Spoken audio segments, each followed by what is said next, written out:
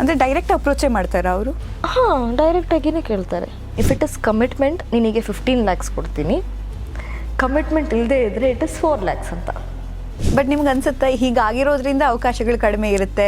ನನಗೆ ದೇವ್ರೆ ಏನು ಮಾಡೋದು, ನಾನು ಹಿಂಗೆ ಯೋಚನೆ ಮಾಡ್ತಿದ್ದೀನಿ, ಏನು ಮಾಡಲಿ.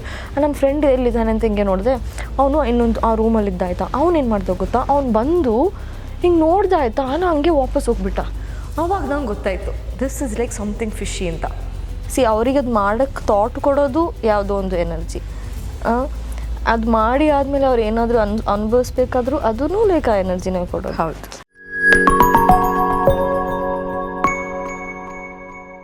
ತುಳುನಾಡಲ್ಲಿ ತುಂಬ ಚರ್ಚೆ ಆಗ್ತಾ ಇದೆ, ದೇವರನ್ನು ತೋರಿಸಿ ಈಗ ತುಂಬ ಅದನ್ನು ಹಾಳು ಮಾಡ್ತಿದ್ದಾರೆ, ಅಥವಾ ಆ ಭಕ್ತಿ ಕಡಿಮೆ ಆಗ್ತಿದೆ. ವಾಟ್ಸಪ್ ಸ್ಟೇಟಸಲ್ಲಿ ಹಾಕೋದಾಗಿರ್ಬೋದು, ಅದನ್ನು ಅನುಕರಣೆ ಮಾಡೋದಾಗಿರ್ಬೋದು, ಅದು ಜಾಸ್ತಿ ಆಗ್ತಾ ಇದೆ. ಕಾಂತಾರ ಸಿನಿಮಾ ಆದಮೇಲಂತೂ ಅದು ತುಂಬ ಜಾಸ್ತಿ ಆಗ್ತಾ ಇದೆ ಅನ್ನೋದು.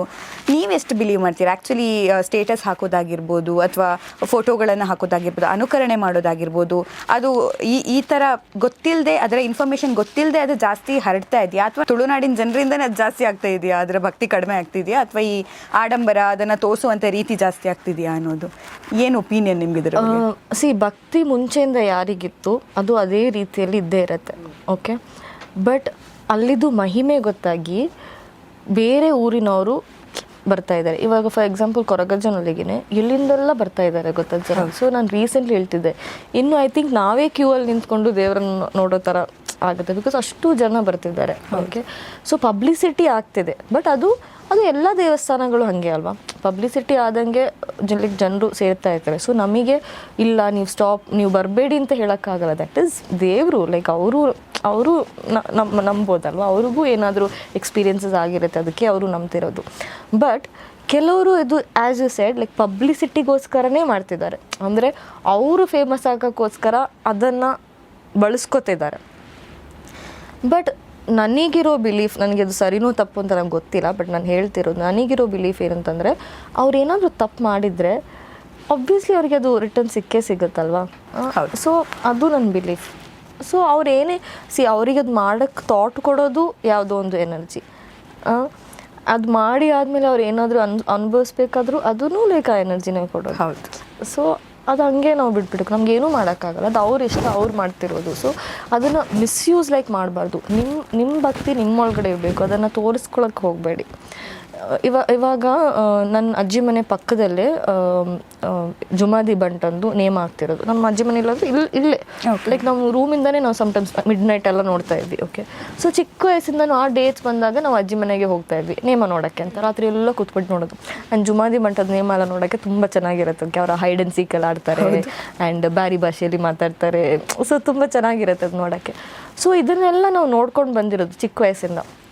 ಬಟ್ ಅವಾಗ ನಾನು ಇದ್ರ ಬಗ್ಗೆ ಹೋಗಿ ಅದು ಗೊತ್ತಿಲ್ಲದೆ ಇರೋ ಫ್ರೆಂಡ್ಸ್ ಹತ್ರ ಎಲ್ಲ ಹೇಳಬೇಕಾದ್ರೆ ಅವ್ರು ಕೇಳ್ತಿದ್ರು ನನ್ನ ಹತ್ರ. ನನಗೆ ಎಷ್ಟೋ ಸಲ ಎಕ್ಸ್ಪೀರಿಯನ್ಸ್ ಆಗಿದೆ. ಅವ್ರು ಕೇಳ್ತಿದ್ರು, ಅದು ಹೆಂಗೆ ಹಂಗೆ, ಅದು ಯಾಕೆ ಆ ಥರ ಈ ಥರ ಅಂತೆಲ್ಲ ಹೇಳ್ತಿದ್ರು. ಆವಾಗ ನಂಗೆ ಸಿಟ್ಟು ಬರ್ತಿತ್ತು, ಏನಕ್ಕೆ ಇವ್ರು ನಂಬ್ತಿಲ್ಲ ಇದನ್ನಂತ. ಬಟ್ ಕಾಂತಾರ ಮೂವಿ ಬಂದಾದ್ಮೇಲೆ ನಂಬಕ್ಕೆ ಶುರು ಆಯಿತು. ನಂಗೆ ಫುಲ್ ಖುಷಿ. ಇವಾಗ ಯಾರ್ಯಾರು ಏನೇನು ಹೇಳ್ತಿದ್ದು ಅವ್ರಿಗೆಲ್ಲರೂ ನಂಬಿಕೆ ಬಂತಾ. ಸೊ ಅದೇ ಲೈಕ್ ಆ ಭಕ್ತಿ ಆರ್ ದಟ್ ಬಿಲೀಫ್ ಅದು ಅವ್ರಿಗೆ ಎಕ್ಸ್ಪೀರಿಯೆನ್ಸ್ ಆಗಿ ಅವ್ರಿಗಾಗೇ ಬರಬೇಕು. ಓಕೆ, ನಮ್ಮ ಭಕ್ತಿ ಲೈಕ್ ಮುಂಚೆ ಚಿಕ್ಕ ವಯಸ್ಸಿಂದನೂ ಇದೆ, ಅದು ಯಾವಾಗಲೂ ಹಂಗೆ ಇದ್ದೇ ಇರುತ್ತೆ. ಎಸ್, ನಿಜ, ಕರೆಕ್ಟ್. ತುಂಬ ಸ್ಪಿರಿಚುವಲ್ ಬಗ್ಗೆ ನಾವು ಮಾತಾಡಿದ್ವಿ, ತುಂಬ ಸ್ಪಿರಿಚುವಲ್ ವಿಚಾರಗಳನ್ನು ನಾವು ಡಿಸ್ಕಸ್ ಮಾಡಿದ್ವಿ. ಆ್ಯಕ್ಚುಲಿ ತುಂಬ ಜನಕ್ಕೆ ಅದು ಕನೆಕ್ಟು ಆಗುತ್ತೆ, ಯಾಕಂದರೆ ತುಂಬ ಜನ ಈಗ ಪ್ರೆಸೆಂಟ್ ಸಿಚುವೇಷನಲ್ಲಿ ಅದ್ರ ಕಡೆ ವಾಲ್ತಿರೋರು ಜಾಸ್ತಿ, ಸ್ಪಿರಿಚುವಲಿ ಕನೆಕ್ಟ್ ಆಗ್ತಿರೋರು ಜಾಸ್ತಿ.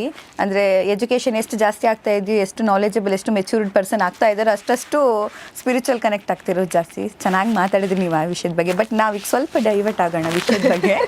ಸಿನಿಮಾ ಇಂಡಸ್ಟ್ರಿ ಬಗ್ಗೆ ಬರೋಣ. ಯಾಕಂದರೆ ಒಂದು ಮಂಗಳೂರು ಅಂದರೆ ಒಂದು ಹಳ್ಳಿಯಿಂದ ಇಲ್ಲಿಗೆ ಬರಬೇಕು ಬೆಂಗಳೂರು ಅಂತಾಗ ಊರ ಕಡೆ ಎಲ್ಲ ಅಂದ್ಕೊಳ್ತಾರೆ, ಬೆಂಗಳೂರು ಹೋಗಿ ಸೆಟ್ಲ್ ಆಗೋದೇ ಒಂದು ದೊಡ್ಡ ವಿಷಯ ಆಗಿಬಿಡುತ್ತೆ. ಈಗ ಅಲ್ಲ, ಮುಂಚೆ. ಬಟ್ ಅಲ್ಲಿಂದ ಈಗಲೂ ಕೂಡ ಕೆಲವರು ಕನಸು ಕಾಣ್ತಿರ್ತಾರೆ, ನಾನು ಸಿನಿಮಾ ಇಂಡಸ್ಟ್ರಿಗೆ ಬರಬೇಕು, ಅಥವಾ ನಾನು ಆ್ಯಕ್ಟರ್ ಆಗಬೇಕು, ಆ್ಯಕ್ಟ್ರೆಸ್ ಆಗಬೇಕು ಅನ್ನೋದು, ಇಂಥದ್ದೆಲ್ಲ ಕನಸುಗಳನ್ನು ಕಂಡಿಡ್ತಾರೆ. ಸೊ ಹೆಂಗೆ ಬರಬಹುದು ಅವರು, ಒಂದು ಜೊತೆಗೆ ಬಂದ ಮೇಲೆ ಏನೆಲ್ಲ ಪ್ರಾಬ್ಲಮ್ಸ್ ಇದೆ, ಏನೆಲ್ಲ ಖುಷಿ ಇದೆ, ಅಥವಾ ಅವ್ರು ಅಂದ್ಕೊಂಡಷ್ಟೇ ಕಲರ್ಫುಲ್ ಇದೆಯಾ ಈ ಲೈಫ್? ಓಕೆ, ಫಸ್ಟಿಗೆ ಮಂಗಳೂರು ಮುಂಚೆ ಲೈಕ್ ಮೇ ಬಿ ಹಳ್ಳಿ ಥರ ಇತ್ತು. ಅಲ್ಲ, ಮುಂಚೆನೂ ಆ್ಯಕ್ಚುಲಿ ಇಲ್ಲ. ಆ್ಯಕ್ಚುಲಿ ಇಲ್ಲ, ಸ್ವಲ್ಪ ಅಂದರೆ ಮೇ ಬಿ ಸ್ವಲ್ಪ ಒಳಗಡೆ ಏರಿಯಾಸ್ ಅದೇ, ಬಟ್ ಮ್ಯಾಂಗ್ಳೂರ್ ಲೈಕ್ ಸಿಟಿ ಮುಂಚೆಯಿಂದನೂ ಸಿಟಿನೇ. ಸೊ ಆ ಥರದ್ದು ಇದು ಇರಲಿಲ್ಲ. ಅಂದರೆ ನಮಗೆ ಎಕ್ಸ್ಪೋಜರ್ ಇತ್ತು, ಎಲ್ಲನೂ ಇತ್ತು, ಸ್ಕೂಲ್ಸಲ್ಲಾಗಿರಲಿ ಯಾವುದ್ರಲ್ಲಾಗಿದ್ರೂ ಎಕ್ಸ್ಪೋಜರ್ಸ್ ಇತ್ತು. ಆ್ಯಂಡ್ ಯಾವುದೇ ಒಂದು ರೂರಲ್ ಏರಿಯಾದಿಂದ, ಆ್ಯಂಡ್ ಇದು ಬರೀ ರೂರಲ್ ಅಂತಲ್ಲ, ಯಾರೇ ಒಬ್ಬರು ಇದ್ರದ್ದು ಅವೇರ್ನೆಸ್ ಇಲ್ಲದೆ ಲೈಕ್ ಬರ್ತಾರಲ್ವ, ಅವರಿಗೆ ಫಸ್ಟಿಗೆ ಏನು ಮಾಡಬೇಕು ಅಂತಂದರೆ, ಫಸ್ಟಿಗೆ ಕ್ಲಿಯರಾಗಿ ಸ್ಟಡಿ ಮಾಡಬೇಕು. ಓಕೆ, ಏನೇನು ಯಾವ ಥರ ಅಂತ ಕ್ಲಿಯರಾಗಿ ಸ್ಟಡಿ ಮಾಡಬೇಕು. ಫಾರ್ ಎಕ್ಸಾಂಪಲ್, ಇವಾಗ ಅವರಿಗೆ ಮಾಡಲಿಂಗಿಗೆ ಬರಬೇಕು ಅಂತಂದರೆ, ಇವಾಗ ನಿಮ್ಮ ಹೈಟ್ 5'2" ಅಂತಿದ್ರೆ, ಓಕೆ, ನಿಮಗೆ ರನ್ವೇ ಮಾಡೆಲ್ ಆಗಬೇಕು ಅಂತಿದ್ರೆ ನಿಮಗೆ ರನ್ವೇ ಮಾಡೆಲ್ ಆಗೋಕ್ಕಾಗಲ್ಲ. ರನ್ವೇ ಮಾಡೆಲ್ ಅಂದರೆ ರ್ಯಾಂಪ್ ವಾಕಲ್ಲಿ ನಡೀತಾರಲ್ವ. ಓಹೋ, ಇವಾಗ ಶೋಸ್, ಇವಾಗ Lakme shows, Paris fashion weeks ಎಲ್ಲ ಇರುತ್ತಲ್ಲ, ಆ ಥರದ್ದು ದಟ್ ಈಸ್ ರನ್ವೇ ಮಾಡೆಲ್. ಒಬ್ಬರು ಡಿಸೈನರ್ದು ಔಟ್ಫಿಟ್ನ ನಾವು ಹಾಕಿಬಿಟ್ಟು ಅದನ್ನು ತೋರಿಸ್ಕೊಳ್ಳೋಕ್ಕೆ like we walk, that is runway. Okay, so ಅದು ಆಗೋಕ್ಕಾಗಲ್ಲ, ಬಿಕಾಸ್ ರನ್ವೇ ಮಾಡೆಲ್ಗೆ ಅದರದ್ದೇ ಆಗಿರೋ ಕ್ರೈಟೀರಿಯಾಸ್ ಇದೆ. ಓಕೆ, ಬಟ್ ಮಾಡಲಿಂಗಲ್ಲಿ different varieties, I mean categories ಇದೆ. ರನ್ವೇ, ಕಮರ್ಷಿಯಲ್, ಫಿಟ್ನೆಸ್, ಇವಾಗ ಪ್ಲಸ್ ಸೈಜ್ ಮಾಡಲ್ಸ್ ಇದ್ದಾರೆ. ಇವಾಗ ದಪ್ಪ ಇರೋರು ಅನ್ಕೋಬೋದು ನಾನು ಹಿಂಗೆ ಮಾಡಲಿಂಗ್ ಮಾಡೋದು ಆ ಥರ, ಬಟ್ ನೋ, ಇವಾಗ ಪ್ಲಸ್ ಸೈಜ್ ಮಾಡಲ್ಸು ಇದೆ.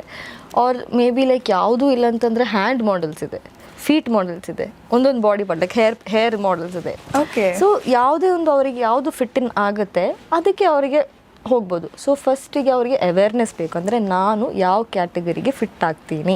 ಸೊ ಹಂಗಂದ್ರೆ ಕ್ಲಿಯರ್. ಈಗ ಕೈ ತುಂಬಾ ಚೆನ್ನಾಗಿದೆ ಅಂದ್ರೆ ಕೈಗೆ ಹ್ಯಾಂಡ್ ಮಾಡೆಲ್ ಆಗ್ಬೋದು, ನಿಮ್ ಫೀಟ್ ತುಂಬಾ ಚೆನ್ನಾಗಿದೆ, ಹೇರ್ ತುಂಬಾ ಚೆನ್ನಾಗಿದೆ, eyes, lip, ear, everything matter ಆಗುತ್ತೆ. Everything matters. So in case like disappoint ಆಗಬೇಕು ಅಂತ ಇಲ್ಲ, is what I am saying. ಅಂದರೆ ನಾನು ಹಿಂಗಿದ್ದೀನಿ, ನನಗೆ ಏನಕ್ಕೆ ಅದು ಸಿಕ್ಕಿಲ್ಲ ಆ ಥರ ಆಗಬೇಕು ಅಂತಿಲ್ಲ. ಓಕೆ, ನೀವು ಹಿಂಗಿದ್ದೀರಾ, ಅದನ್ನು ಆಕ್ಸೆಪ್ಟ್ ಮಾಡ್ಕೊಳ್ಳಿ ಹಿಂಗಿದ್ದೀರಾ ಅಂತ. ಓಕೆ, ಆ್ಯಂಡ್ ನೀವು ಅದಕ್ಕೆ ಟ್ರೈ ಮಾಡಿ, ಇನ್ನೊಂದಕ್ಕೆ ಟ್ರೈ ಮಾಡಿ. This is what I am trying to say, ಆಯಿತಾ. ಸೊ ಸೇಮ್ ಈವನ್ ಆ್ಯಕ್ಟಿಂಗಲ್ಲೂ ಅಷ್ಟೇ. ಇವಾಗ ಎಲ್ರಿಗೂ ಆ್ಯಕ್ಟ್ ಮಾಡೋಕ್ಕೆ, ಒಬ್ವಿಯಸ್ಲಿ ಆ್ಯಕ್ಟ್ ಮಾಡೋಕ್ಕೆ ಎಕ್ಸ್ಪ್ರೆಸಿವ್ ಆಗಿರಬೇಕಲ್ಲ, ಆ ಒಂದು ಟ್ಯಾಲೆಂಟ್ ಇದ್ದೇ ಇರಬೇಕು. ಎಲ್ಲೋ ಒಂದು ಕಡೆ ಒಂದು ಟ್ಯಾಲೆಂಟ್ ಇರಬೇಕು, ಇಲ್ಲದಿದ್ದರೆ ಅದನ್ನು ಬಿಲ್ಡ್ ಮಾಡ್ಕೋಬೇಕು. ಸೊ ಹೆಂಗೆ ಬಿಲ್ಡ್ ಮಾಡ್ತೀರಾ? ಆ್ಯಕ್ಟಿಂಗ್ ಕ್ಲಾಸಸ್ಸಿಗೆ ಸೇರ್ಬೋದು ಅಲ್ವಾ, ಆ್ಯಂಡ್ ಥಿಯೇಟರ್ಸಿಗೆ ಸೇರ್ಬೋದು, ಥಿಯೇಟರ್ ಗ್ರೂಪ್ಸಿಗೆ. And theatre group is one of the base. Sometimes ನನಗೆ ಬೇಜಾರಾಗುತ್ತೆ, ಅಲ್ಲಿ ನನಗೆ ಒಂದು ಚಾನ್ಸ್ ಸಿಗ್ತಿದ್ರೆ ನಾನು ಅಲ್ಲಿಂದ ಹಿಂಗೆ ಸ್ಟಾರ್ಟ್ ಮಾಡ್ತಾ ಬರ್ತಿದ್ನಲ್ವಾ ಅಂತ, ಲೈಕ್ ಅದೂ ಆಗುತ್ತೆ. ಬಟ್ ನನಗೆ ಕೆಲಸನೂ ಇರೋದ್ರಿಂದ ಎಲ್ಲನೂ ಮಾಡೋಕ್ಕಾಗಲ್ಲ, ಲೈಕ್ ತುಂಬಾ ಕಷ್ಟ ಇದೆ. ಓಕೆ, ಸೊ ಫಸ್ಟಿಗೆ ಮೇಯ್ನಾಗಿ ಏನು ಮಾಡಬೇಕು ಅಂತಂದರೆ ಪೋರ್ಟ್ಫೋಲಿಯೋ ಕ್ರಿಯೇಟ್ ಮಾಡಬೇಕು. ಯಾವುದಕ್ಕಾದರೂ ಮಾಡಲಿಂಗ್ ಆಗಿರಲಿ, ಆ್ಯಕ್ಟಿಂಗ್ ಆಗಿರಲಿ, ಏನೇ ಆಗಿರಲಿ, ಫಸ್ಟಿಗೆ ಬೇಸಿಕ್ ಪೋರ್ಟ್ಫೋಲಿಯೋ ಸೆಟ್ ಮಾಡಿರಬೇಕು. ಆ್ಯಂಡ್ ದೆನ್ ಇಂಟ್ರೊಡಕ್ಷನ್ ವೀಡಿಯೋ ಇರಬೇಕು. ಓಕೆ, ಇಂಟ್ರೊಡಕ್ಷನ್ ವೀಡಿಯೋ ಇಂಗ್ಲೀಷಲ್ಲಿ ಮ್ಯಾಂಡೇಟ್ರಿ ಆಗಿರಬೇಕು. ಇನ್ನೊಂದು ನೀವು ಯಾವ ಲ್ಯಾಂಗ್ವೇಜಿಗೆ ಟ್ರೈ ಮಾಡ್ತಿದ್ದೀರಾ ಆ ಲ್ಯಾಂಗ್ವೇಜಲ್ಲಿ ಒಂದು ಇಂಟ್ರೊಡಕ್ಷನ್ ವೀಡಿಯೋ. ಇನ್ನೊಂದು ಆ್ಯಕ್ಟಿಂಗಿಗಾದರೆ ಆ್ಯಕ್ಟಿಂಗ್ ವೀಡಿಯೋ ರೆಡಿ ಮಾಡ್ಕೊಂಡಿರಬೇಕು. ಒಂದು ಶಾರ್ಟ್ ಮೊನೋಲಾಗ್ ಆರ್ ಏನೋ ಒಂದು ರೆಡಿ ಮಾಡ್ಕೊಂಡಿರ್ಬೇಕು, ಇಷ್ಟಿರಬೇಕು. ಅದಾದಮೇಲೆ ನಿಮಗೆ ಏಜೆನ್ಸಿಗೆ ಡೈರೆಕ್ಟಾಗಿ ಕಾಂಟ್ಯಾಕ್ಟ್ ಮಾಡ್ಬೋದು. ಇವಾಗ ಇನ್ಸ್ಟಾಗ್ರಾಮಲ್ಲಿ ಇರೋದ್ರಿಂದ ತುಂಬಾ ಈಸಿ ಅಲ್ವಾ, ಏನೋ ಒಂದು ಹೊಡೀರಿ, ಏಜೆನ್ಸೀಸ್ ಇಷ್ಟೊಂದು ಲಿಸ್ಟ್ ಬರುತ್ತೆ. ಬಟ್ ಅಗೇನ್ ಅದರಲ್ಲಿ ಜೆನ್ವಿನ್ ಏಜೆನ್ಸೀಸ್ ಅಂತ ಚೆಕ್ ಮಾಡಬೇಕು. ಓಕೆ, ಅದು ಹೆಂಗೆ ಚೆಕ್ ಮಾಡ್ತೀರಾ? ಅವ್ರದ್ದು ಪೇಜಸ್ಸಿಗೆ ಹೋಗಿ, ಅವ್ರದ್ದು ಯಾರ್ಯಾರು ಮಾಡೆಲ್ಸ್ ಇದೆಲ್ಲ ಹಾಕಿರ್ತಾರೆ ಆ ಮಾಡೆಲ್ಸ್ ಪೇಜಸ್ಸಿಗೆ ಹೋಗಿ ಆ ಥರ ಲೈಕ್ ರಿಸರ್ಚ್ ಮಾಡಿ, ಲೈಕ್ ಇನ್ವೆಸ್ಟಿಗೇಟ್ ಮಾಡಿ, ಯಾವ್ದು ಏನೇನು ಅಷ್ಟು ಡೌಟ್ ಇದ್ರೆ ಅವ್ರಿಗೆ ಮೆಸೇಜ್ ಮಾಡಿಬಿಟ್ಟು ಕೇಳಿ. ಓಕೆ, ಸೊ ಈ ಏಜೆನ್ಸೀಸಿಗೆ ಕಾಂಟ್ಯಾಕ್ಟ್ ಮಾಡ್ಬೋದು. ನಿಮ್ಮ ಆ ಏಜೆನ್ಸೀಸ್ದು ಇಮೇಲ್ ಐಡೀಸ್ ಅದೆಲ್ಲ ಇರುತ್ತೆ ಅವ್ರ ಪ್ರೊಫೈಲಲ್ಲಿ, ಅವರಿಗೆ ಡೈರೆಕ್ಟಾಗಿ ಮೇಲ್ ಮಾಡ್ಬೋದು, ಡೈರೆಕ್ಟಾಗಿ ಮೆಸೇಜ್ ಮಾಡ್ಬೋದು. ಇವಾಗ ತುಂಬ ಈಸಿ ಇದೆಯಲ್ಲ because of social media. So ಆ ಥರ ಮಾಡ್ಬೋದು. ಆ್ಯಂಡ್ ನಾನು ಆ್ಯಕ್ಚುಲಿ ಇದು ಮುಂಚೆ ಮಾಡ್ತಿರಲಿಲ್ಲ ಆ್ಯಕ್ಟಿಂಗ್ ಇದರಲ್ಲಿ. ಡೈರೆಕ್ಟರ್ಸಿಗೆ ನಾನು ಮುಂಚೆ ಮೆಸೇಜ್ ಮಾಡ್ತಿರಲಿಲ್ಲ ಲೈಕ್ ಪ್ರೊಫೈಲ್. ಬಟ್ ಒಬ್ಬರು ಡೈರೆಕ್ಟರೇ ಹೇಳಿದ್ದು, ಏನಕ್ಕೆ ಮಾಡಬಾರ್ದು ನೀನು ಮಾಡು ತಂದರು. ಸೊ ದೆನ್ ಐ ಸ್ಟಾರ್ಟೆಡ್ ನಾವು ಆ್ಯಕ್ಚುಲಿ ಆಪರ್ಚುನಿಟೀಸ್ ಹುಡ್ಕೊಂಡು ಹೋಗಬೇಕು ಅಂತ. ಹೌದು. ಓಕೆ, ಸೊ ನಾನು ಅವ್ರು ರಿಪ್ಲೈ ಮಾಡದೇ ಇಲ್ಲ, ಎಷ್ಟೋ ಜನ ರಿಪ್ಲೈ ಮಾಡದೇ ಇರೋರಿಗಿದ್ದಾರೆ ಇವತ್ತಿಗೂ. ಓಕೆ, ನಾನು ಕೇರೇ ಮಾಡಲ್ಲ, ನಾನು ಹಾಕ್ತಾನೆ ಇಡ್ತೀನಿ, ಅವ್ರು ಯಾವಾಗಾದ್ರೂ ಒಂದಿನ ನೋಡ್ತಾರಲ್ವ. ಸೊ ನಾವು ಹೇಳಬೇಕು, I am looking for this opportunity. But again ಅವರಿಗೆ ಈ ಥರ ಫೀಚರ್ಸ್ ಬೇಕು, ಆ ಥರ ಬೇಕು ಅಂತ ಅವರಿಗೂ ಒಂದು ಇದಿರುತ್ತೆ. ಸೊ ಆ ಥರದ್ದು ಫಿಟ್ ಆದರೆ ಆಬ್ವಿಯಸ್ಲಿ ಅವರು they will reach out to you if they are genuine. Okay, ಅದೂ ಇದೆ. ಸೊ ನಾವು ಟ್ರೈ ಮಾಡ್ತಾ ಇರಬೇಕಾದ್ರೆ ನಾವು ಸೇಫ್ ಆಗಿರೋಕ್ಕೂ ನಾವು ನೋಡಬೇಕು. ಸೇಫ್ ಅಂದರೆ ಹೆಂಗದು? ಇನ್ ಆಲ್ ವೇಸ್, ಆಯಿತಾ. ಇವಾಗ ನೀವೊಂದು ಕಾಸ್ಟಿಂಗ್ ಕಾಲ್ ನೋಡ್ತೀರಾ, ಆ ಕಾಸ್ಟಿಂಗ್ ಕಾಲಲ್ಲಿ ಕೊಟ್ಟಿರೋ ನಂಬರ್ ಅದು ಅವ್ರ ನಂಬರ್ ಆಗಿರಬೇಕು ಅಂತಿಲ್ಲ. It might be some other number. ಎಷ್ಟೊಂದು ಕಾಸ್ಟಿಂಗ್ ಕಾಲ್ಸ್ ಆ ಥರ ಬರುತ್ತೆ. ಓಕೆ ಯಾರೋ ಒಬ್ಬರು ತೆಗೆದು ನಂಬರ್ ಹಾಕ್ಬಿಟ್ಟು ಪೋಸ್ಟ್ ಮಾಡ್ತಾರೆ. ಸೊ ಅದಕ್ಕೆ ಯಾವಾಗಲೂ ಆ ಜೆನ್ವಿನ್ ಪ್ರೊಡಕ್ಷನಿಂದ ಕಾಸ್ಟಿಂಗ್ ಕಾಲ್ ಬರ್ತಿದೆಯಾ ಅಂತ ಚೆಕ್ ಮಾಡಬೇಕು. ಓಕೆ, ಸುಮ್ಮನೆ ಯಾವುದೋ ವಾಟ್ಸಪ್ಪಲ್ಲಿ ಬಂತು ಅಂತ ಹೇಳಿಬಿಟ್ಟು ಅದಕ್ಕೆ ಮೆಸೇಜ್ ಮಾಡೋಕ್ಕೆ ಹೋಗ್ಬಾರ್ದು. ಯಾರೋ ಎಷ್ಟು ಎಲ್ಲೆಲ್ಲೋ ಜನರು ಇರ್ತಾರೆ, ಯಾರ್ಯಾರು ಏನೇನೋ ಮೆಸೇಜ್ ಮಾಡ್ತಾರೆ. ಓಕೆ, ಸೊ ಅದು you have to be very careful. ಆಮೇಲೆ ನಾವು ನಮ್ಮನ್ನು ಗ್ರೂ ಮಾಡ್ಕೋಬೇಕು. ಆ್ಯಸ್ ಇನ್ ಹೆಂಗೆ ಮಾತಾಡೋದು. ಇವಾಗ ಕಮ್ಯುನಿಕೇಷನ್ ಸರಿ ಇಲ್ವಾ, ಕಮ್ಯುನಿಕೇಷನ್ ಕ್ಲಾಸಸ್ ಹೋಗಿ, ಆನ್ಲೈನ್ ಕ್ಲಾಸಸ್ ಇದೆ, ಆರ್ ಏನು ಇಂಪ್ರೂವ್ ಮಾಡೋಕ್ಕೆ ಏನೇನು ಬೇಕೋ ಅದು ಮಾಡಿ ಕಲೀರಿ. ವಾಕಿಂಗ್ ಕಲೀರಿ, ಪೋಸಿಂಗ್ ಕಲೀರಿ. ಇದೆಲ್ಲ ಲೈಕ್ ಸಿಂಪಲ್ ಬೇಸಿಕ್ ಥಿಂಗ್ಸ್ ಅಲ್ಲ. ಏನೂ ಗೊತ್ತಿಲ್ಲದೆ ನನಗೆ ಶೂಟ್ ಸಿಕ್ಕಿಲ್ಲ ಅಂತ ಹೇಳೋಕ್ಕಾಗಲ್ಲ. ನಾವು ಆ ಕೆಪಬಿಲಿಟೀಸ್ನ ಬಿಲ್ಡ್ ಮಾಡ್ಕೋಬೇಕು. So these are certain things. ಏನು ಹೇಳೋದು, ಒಂದು ಮಾಡೆಲ್ ಆರ್ ಆರ್ಟಿಸ್ಟಿಗೆ ಬೇಕಿರೋಂಥ ಲೈಕ್ ಮೈನ್ಯೂಟ್ ಥಿಂಗ್ಸ್. ಆ್ಯಂಡ್ ಒಬ್ಬರು ಫಸ್ಟ್ ಬರ್ತಾ ಇದ್ದರೆ ಬರೀ ಇದನ್ನು ನಂಬ್ಕೊಂಡು ಅವ್ರಿಗೆ ಇರೋಕ್ಕಾಗಲ್ಲ, ದುಡ್ಡು ಬೇಕಲ್ಲ. ಹೌದು. ಸೊ ಸೈಡಲ್ಲಿ ಆಬ್ವಿಯಸ್ಲಿ ಒಂದು ಜಾಬ್ ಇರಲೇಬೇಕು. ನಿಮ್ಮ ಫ್ಯಾಮಿಲಿ ಅಷ್ಟೊಂದು ಸ್ಟ್ರಾಂಗ್ ಆಗಿದ್ದರೆ ಫಿನಾನ್ಷಿಯಲಿ ದೆನ್ ಬೇಡ. ಓಕೆ, ಅವ್ರಿಗೆ ಸಪೋರ್ಟಿವ್ ಆಗಿ ಇಲ್ಲ ನೀನು ಮಾಡ್ಕೊ, ನಾನು ನೋಡ್ಕೋತೀನಿ ಅಂತ ಅಂದರೆ ಮಾಡ್ಬೋದು. ಓಕೆ, ನಾನು ಏನಕ್ಕೆ ಅದು ಮಾಡಿಲ್ಲ, ಇಟ್ಸ್ ಬಿಕಾಸ್ ಆಫ್ ದ್ಯಾಟ್ ಅಲ್ಲ. I don't want to trouble my parents. ಹೌದು, ಅದಕ್ಕೋಸ್ಕರ ನಾನು ಕೆಲಸ ಅಷ್ಟು ಕಷ್ಟ ಆದ್ರೂ ನಿದ್ದೆ ಇಲ್ದೂ ಇದನ್ನು ಮಾಡ್ತಿದ್ದೀನಿ, ಅದನ್ನು ಎಲ್ಲನೂ ಮಾಡ್ತಿರೋದಲ್ಲ. ಸೊ ಒಬ್ವಿಯಸ್ಲಿ ಕೆಲಸ ಬೇಕು, ಇಲ್ದಿದ್ರೆ ಏನಾದರೂ ಒಂದು ಇನ್ಕಮ್ ಸೋರ್ಸ್ ಬೇಕೇ ಬೇಕು. ಹೌದು, ಇಲ್ದಿದ್ರೆ ತುಂಬಾ ಕಷ್ಟ ಇದೆ ಸರ್ವೈವ್ ಆಗೋಕ್ಕೆ. ಓಕೆ, ಇನ್ನೊಂದು ಇವಾಗ ಲೈಕ್ ಕಾಂಪಿಟೇಷನ್ ತುಂಬ ಇದೆ. ಯಾಕಂದರೆ ಜನರಿಗೆ ಅವ್ರದ್ದೊಂದು ಫೋಟೋ ಹೋರ್ಡಿಂಗ್ ಮೇಲೆ ಬಂದರೆ ಸಾಕು, ದುಡ್ಡು ಬೇಕು ಅಂತಿಲ್ಲ. ಹೌದು, ಏನೋ ಒಂದು ಶೂಟ್ ಸಿಕ್ಕಿದ್ರೆ ಸಾಕು. ಅದರಿಂದ ಏನಾಗ್ತಿದೆ ಅಂತಂದರೆ ಮಿಕ್ಕಿದ್ದವರಿಗೆ ಎಫೆಕ್ಟ್ ಆಗ್ತಾಯಿದೆ. Okay, so this is one more thing. ಅದಕ್ಕೆ ನಾನು ಯಾವಾಗಲೂ ಹೇಳೋದು, ನಾವು ಮಾಡೆಲ್ಸ್ನ ಟ್ರೈನ್ ಮಾಡುವಾಗ ಪ್ಯಾಜೆನ್ಸಲ್ಲಿ ನಾನು ಹೇಳ್ತೀನಿ, ನೀವು ಆ್ಯಕ್ಚುಲಿ ಫ್ರೀಯಾಗಿ ಹೋಗೋಕ್ಕೆ ಒಪ್ಕೋಬೇಡಿ. ನಿಮಗೆ ಅದು ನಿಜವಾಗ್ಲೂ ಬೆನಿಫಿಟ್ ಆಗ್ತಿದ್ರೆ ಮಾತ್ರ ನೀವು ಹೋಗಿ. ಬಿಕಾಸ್ ನಾನೂ ಮಾಡಿದ್ದೀನಿ ಮುಂಚೆ. ನಾನು ಏನಕ್ಕೆ ಮಾಡಿದ್ದೀನಿ, ಆಬ್ವಿಯಸ್ಲಿ ನಾನು ಅದರಿಂದ ನನಗೇನು ಗ್ರೋತ್ ಸಿಗುತ್ತೆ ಅಂತ ನೋಡಿಬಿಟ್ಟೇ ಮಾಡಿರೋದು. ಅದೊಂದು ಅಲ್ಲಿ ಸ್ಟಾಪ್ ಆಗೋದು ಅಂತಿದ್ರೆ ನಾನು ಆ ಥರ ಇದಕ್ಕೆ ಹೋಗಿಲ್ಲ. ಸೊ ಅದು ನಿಮಗೆ ಇಂಪ್ಯಾಕ್ಟ್ ಕೊಡ್ತಿದ್ರೆ ಅಂದರೆ ಮಾತ್ರ ನೀವು ಹೋಗಿ, ಇಲ್ಲದಿದ್ದರೆ ನೀವು ಫ್ರೀಯಾಗಿ ಮಾಡಲೇಬೇಡಿ. ಇವಾಗ ಯಾರು ಫ್ರೀಯಾಗಿ ಮಾಡ್ಕೊಳ್ಳೋಕ್ಕೆ ಒಪ್ತಾ ಇಲ್ಲ ಅಂತಂದರೆ ಆಬ್ವಿಯಸ್ಲಿ ಕ್ಲೈಂಟ್ ಪೇ ಮಾಡಲೇಬೇಕು, ಪ್ರೊಡಕ್ಷನ್ ಪೇ ಮಾಡಲೇಬೇಕಾ. ಸೊ ಈ ಥರ. ಆ್ಯಂಡ್ ಎಷ್ಟು ಮೂವೀಸಲ್ಲೇ ನಾನು ಹೇಳ್ತೀನಿ, ಲೈಕ್ ನಾನು ಎರಡು ಮೂರು ಮೂವೀಸ್ ಮಾಡಿದ್ದೀನಿ, ಅದರಲ್ಲೂ ನನಗೆ ಪೇಮೆಂಟೇ ಸಿಕ್ಕಿಲ್ಲ. ನಾನು ಫಾಲೋ ಅಪ್ ಮಾಡಿ ಮಾಡಿ ಮಾಡಿ ಮಾಡಿ ಲಾಸ್ಟಿಗೆ ಸಾಕಾಗೋಯ್ತು ನನಗೆ. ಅದು ಹೆಂಗೆ ಅವ್ರು ಇನ್ನೊಬ್ರದ್ದು ಪೇಮೆಂಟ್ ಕೊಡದೆ ಅವರು ನಿದ್ದೆ ಮಾಡ್ತಾರೆ ಅಂತ ನನಗೆ ಗೊತ್ತಿಲ್ಲ. ಬಿಕಾಸ್ ನಾವು ನಮ್ಮ ಸ್ವೆಟ್ ಆ್ಯಂಡ್ ಬ್ಲಡ್ ಹಾಕಿರ್ತೀವಿ, ಅದಕ್ಕೆ ಅಷ್ಟೊಂದು ಕಷ್ಟ ಬಂದಿರ್ತೀವ. ಮೇ ಬಿ ನನಗೆ ಅದು ಅಷ್ಟೊಂದು ಇಫೆಕ್ಟ್ ಆಗಲ್ಲ. ಓಕೆ, ಬಟ್ ಎಷ್ಟೋ ಜನರಿಗೆ ಆ ಒಂದು ಚಿಕ್ಕ ಅಮೌಂಟು ಲೈಕ್ ಮ್ಯಾಟರ್ ಆಗುತ್ತಲ್ಲ, ಬಿಕಾಸ್ ಅದೇ ಅವ್ರದ್ದು ಲಿವಿಂಗ್ ಆಗಿರುತ್ತೆ. ಆ್ಯಂಡ್ ಅವರು ಸ್ಪೆಂಡ್ ಕೂಡ ಮಾಡಿರ್ತಾರೆ ಅಲ್ವಾ. ಈಗ ಏನಕ್ಕಾದರೂ ಅವರು ಸ್ಪೆಂಡ್ ಮಾಡಬೇಕು, ಹೋಗಬೇಕು ಅಂತಾದರೂ costume, makeup, everything. Exactly. But ಈಗ ಹೇಳಿದ್ರಿ ಹೆಂಗೆ ಬರಬೇಕು, ಅವ್ರು ಹೆಂಗೆ ರೆಡಿ ಆಗಿರಬೇಕು ಅಂತ. ತುಂಬ ಸಲ ಕೇಳಿರೋ ವಿಚಾರ ಕರಾಳ ಮುಖಗಳಿರುತ್ತೆ ಅನ್ನೋದು ಈ ಇಂಡಸ್ಟ್ರಿಯಲ್ಲಿ. ಅಂದರೆ ಪ್ರೊಡ್ಯೂಸರ್ಸ್, ಡೈರೆಕ್ಟರ್ಸ್ ಅಥವಾ ಯಾರು ಕೆಲವರು ಕಮಿಟ್ಮೆಂಟಿಗೆ ಏನಾದರೂ ಬರ್ತೀಯಾ ಅಂತ ಮಾತಾಡ್ತಾರೆ ಅನ್ನುವಂಥದ್ದು ಕೆಲವರು ಈ ವಿಚಾರದ ಬಗ್ಗೆ ಮಾತಾಡ್ತಾರೆ. ಇಂಥ ಎಕ್ಸ್ಪೀರಿಯನ್ಸ್ ಆ್ಯಕ್ಚುಲಿ ಆಗುತ್ತೆ ಇಂಡಸ್ಟ್ರಿಯಲ್ಲಿ? ಅಂದರೆ ಬರೋರಿಗೆ ಆ ಥರ ಹೇಳ್ತಾರಾ ಡೈರೆಕ್ಟರ್ಸ್ ಅಥವಾ ಯಾರಾದರೂ ಒಂದು ಫೇಮಸ್ ಪರ್ಸ್ನಾಲಿಟಿ ಹೇಳ್ತಾರ ಆ ಥರ? ಹಂಗೆ ಆಗೋದು ಹೌದಾ?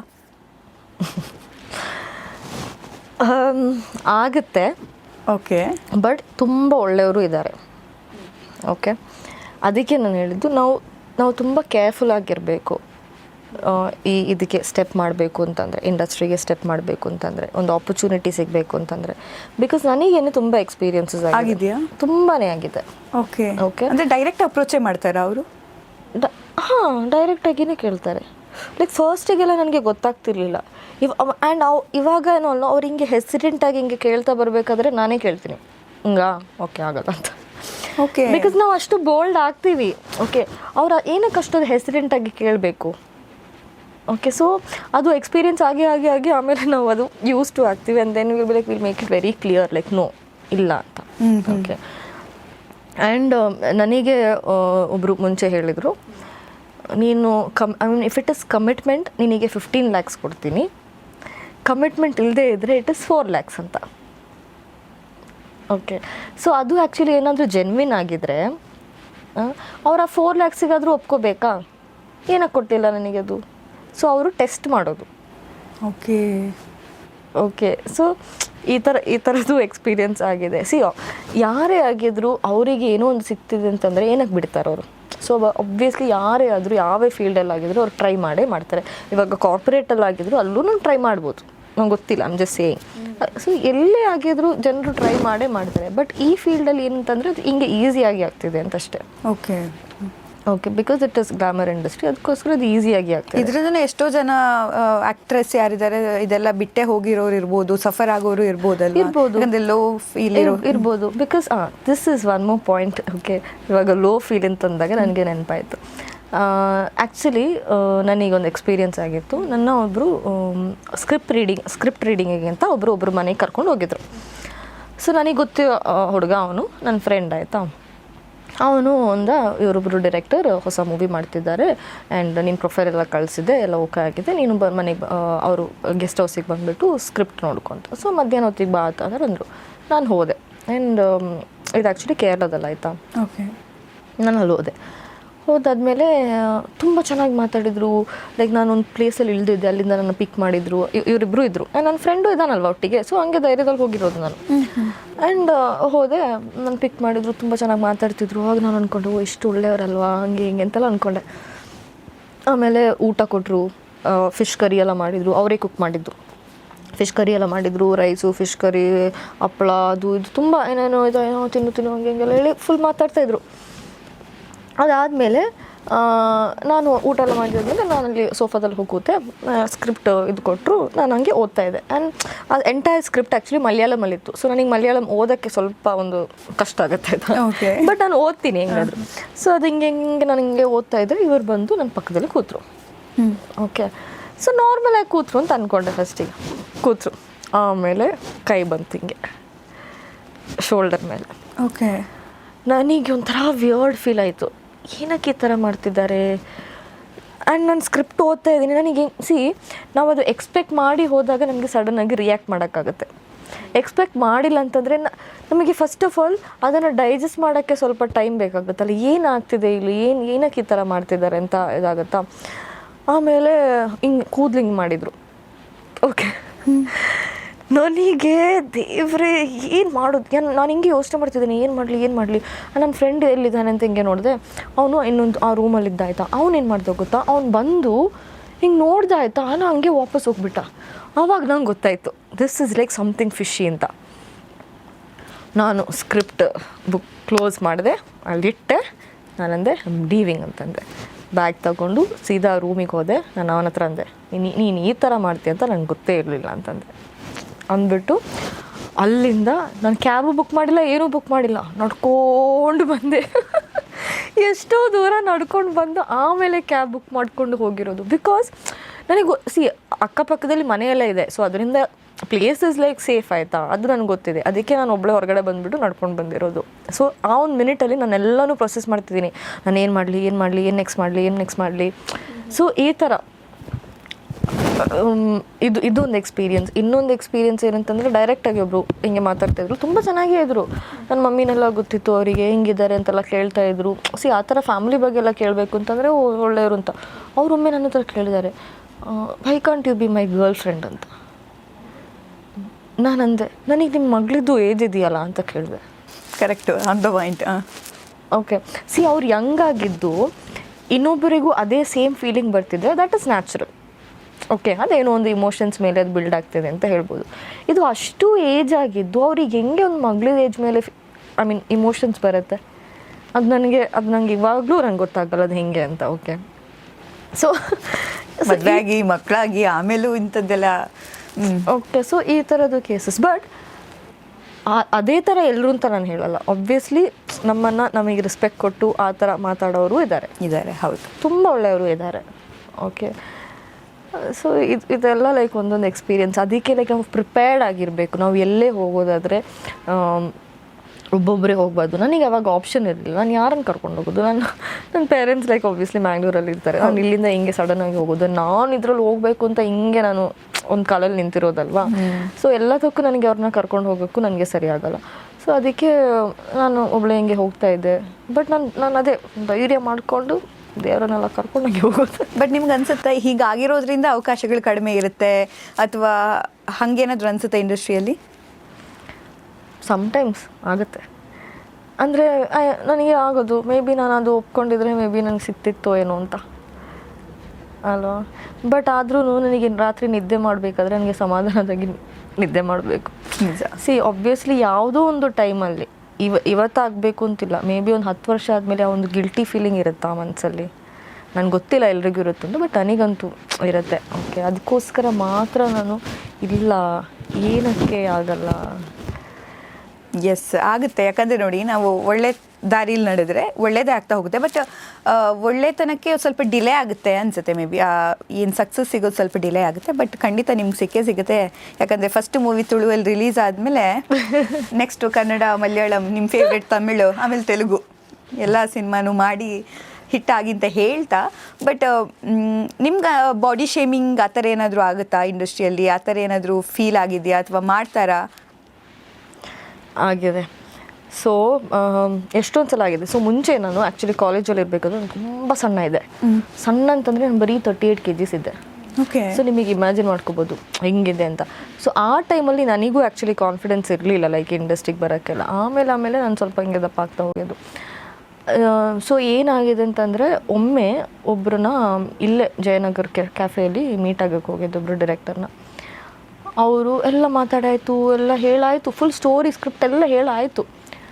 ಆ ಥರ ಎಲ್ಲ ಹೇಳಬೇಕಾದ್ರೆ ನಾವೇನು ಅನ್ಕೋತೀವಿ, ಓಕೆ ಲೈಕ್ ಆಲ್ಮೋಸ್ಟ್ ಆಗಿದೆ ಇರಬೇಕು ಆ ಥರ ಅಂತ ಅನ್ಕೋತೀವ. ಆಮೇಲೆ ನಾನು ಎದ್ದು ಬರಬೇಕಾದ್ರೆ ಅವ್ರು ಹೇಳೋದು, ಹುಡುಗರಿಗೆ ಬೈಸೆಪ್ಸ್ ಆ್ಯಂಡ್ ಟ್ರೈಸೆಪ್ಸ್ ಬೇಕು, ಹುಡುಗಿಯರಿಗೆ ಏನು ಬೇಕು ಅಂತ ನೀನೇ ಯೋಚನೆ ಮಾಡು ಅಂತ. ನನಗೆ ಮುಖ ಕೊಡ್ದಂಗಾಯ್ತು, ಏನು ಹೇಳ್ತಿದ್ದಾರೆ ಇವರು ಅಂತ. ನಾನು ಹೊರಗಡೆ ಬಂದುಬಿಟ್ಟು like I called Manoj immediately. ಏನಾಯಿತು ಗೊತ್ತಾ, ಹಿಂಗಾಯಿತು ಹಂಗಾಯಿತು ಅಂತ ನಾನು ಹೇಳಿದೆ. ಆವಾಗ ಅವನು ಹೇಳ್ದ, ಇಟ್ಸ್ ಓಕೆ ಪರವಾಗಿಲ್ಲ, ಕೆಲವ್ರು ಇರ್ತಾರೆ ಹೀಗೆ ಕಾಲೆಳೆಯೋರು ಆ್ಯಂಡ್ ಆಲ್ ಆ್ಯಂಡ್ ನೆಗೆಟಿವ್ ಆಗಿ ಹೇಳೋರು. ಆವಾಗ ನಾನು ಅಂದ್ಕೊಂಡೆ ಅಷ್ಟು ದೊಡ್ಡ ದೊಡ್ಡ ಆ್ಯಕ್ಟರ್ಸ್ ಎಲ್ಲ ಇದ್ದಾರಲ್ಲ ಅವರು ಲೈಕ್ ಇಟ್ಸ್ ನಾಟ್ ಲೈಕ್ ಅವರು ತುಂಬ ವೆಲ್ ಬಿಲ್ಟ್ ಆಗಿ ಆ ಥರ ಏನೂ ಅಲ್ಲ ಆದರೂ ಅವ್ರಿಗೆ ಆಪರ್ಚುನಿಟಿ ಸಿಗ್ತಾ ಇದೆಯಾ. ಸೊ ದಟ್ ಇಸ್ ಅದಲ್ವಾ, ಸುಮ್ಮನೆ ಒಂದು ಏನೋ ಒಂದು ರೀಸನ್ ಕೊಡಬೇಕಿತ್ತು, ಇನ್ಸಲ್ಟ್ ಮಾಡಬೇಕಿತ್ತು, ಅದಕ್ಕೋಸ್ಕರ ಮಾಡಿರೋದು. ಹೌದು. ಸೊ ಅದೇ ಥರ ತುಂಬ ಇದೆ. ಸೊ ನಿಮ್ಮ ಎಷ್ಟು ವರ್ಷಗಳ ಜರ್ನಿ ಆ್ಯಕ್ಚುಲಿ ಈ ಸಿನಿಮಾ?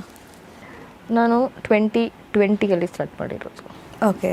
ಸೊ ಅದೇ ಅಂದಲ್ವ, ಲಾಕ್ಡೌನ್ ಮುಂಚೆ ನಾನು ಜಸ್ಟ್ ಸ್ಟಾರ್ಟ್ ಮಾಡಿದ್ದು, ಲಾಕ್ಡೌನ್ ಆಗೋಯ್ತು. ಸೊ ಅಲ್ಲಿಂದ ಸ್ಟಾರ್ಟ್ ಮಾಡಿ ಹೋಗ್ತಾ ಇದೆ. ಈಗ ಕೆಲಸನೂ ಮಾಡಿಕೊಂಡು ಈ ಕಡೆ ಸಿನಿಮಾನು ನೋಡಿಕೊಂಡು ಮಾಡ್ಲಿಂಗ್ ಕೂಡ ಮಾಡಿಕೊಂಡು ಜೊತೆಗೆ ತುಂಬ ಜನರಿಗೆ ಇನ್ಸ್ಪೈರ್ ಕೂಡ ಆಗ್ತಿದ್ದೀರಾ.